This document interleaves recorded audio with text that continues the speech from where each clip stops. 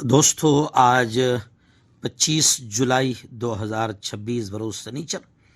یہ جو اسکرین پر آپ دیکھ رہے ہیں میرے دوستو، یہ اسلام کا سب سے پہلا اور اہم ترین قبرستان ہے جنت البقیع، مدینہ منورہ میں مسجد نبوی صلی اللہ علیہ وسلم کے قریب یہ اسلام کا سب سے پہلا اور اہم ترین قبرستان ہے۔ میں آپ کو بتا دوں کہ اس قبرستان کی تاریخ آپ دیکھیں کہ اس قبرستان میں کم و بیش 10,000 صحابہ کرام اصحاب رسول مدفون ہیں، دفن ہیں،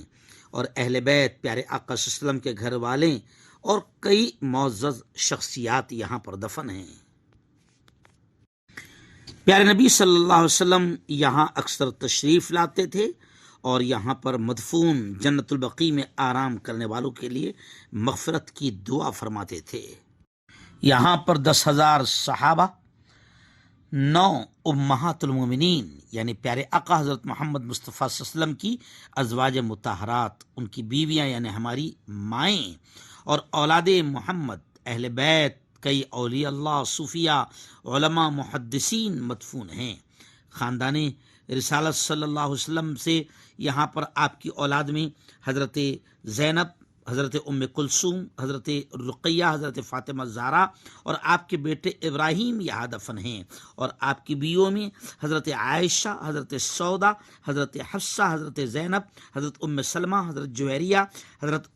ام حبیبہ، حضرت صفیہ اور حضرت ماریہ قبطیہ یہاں پر دفن ہیں، اور آپ کے کئی رشتہ دار بھی یہاں دفن ہیں۔ بڑا عظیم قبرستان ہے اور بڑی عظیم شخصیات یہاں پر آرام فرما رہی ہے۔ یہاں آئے،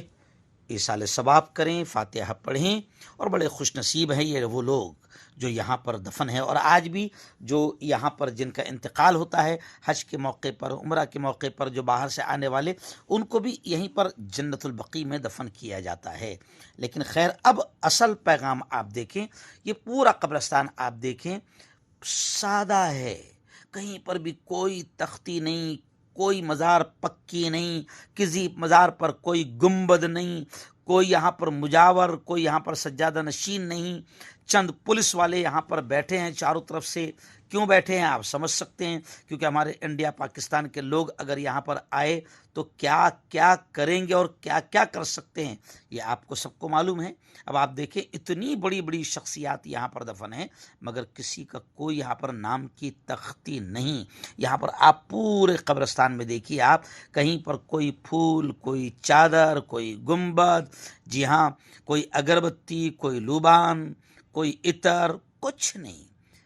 ایک دم شہر خاموشہ ہے، اور بڑی عظیم شخصیات یہاں پر لیٹی ہے۔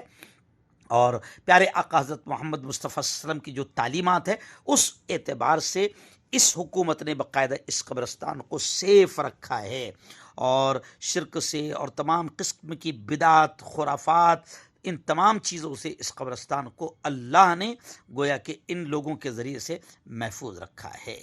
بہت بڑا پیغام ہے، ہم کو سمجھنا چاہیے۔ ہمارے یہاں جس طریقے سے مضبوط قبریں اور ناموں کی تختیاں اور بڑے بڑے گنبد بناتے ہیں، یہ پوری امت کے لیے مصیبت کا ذریعہ بنتی ہے۔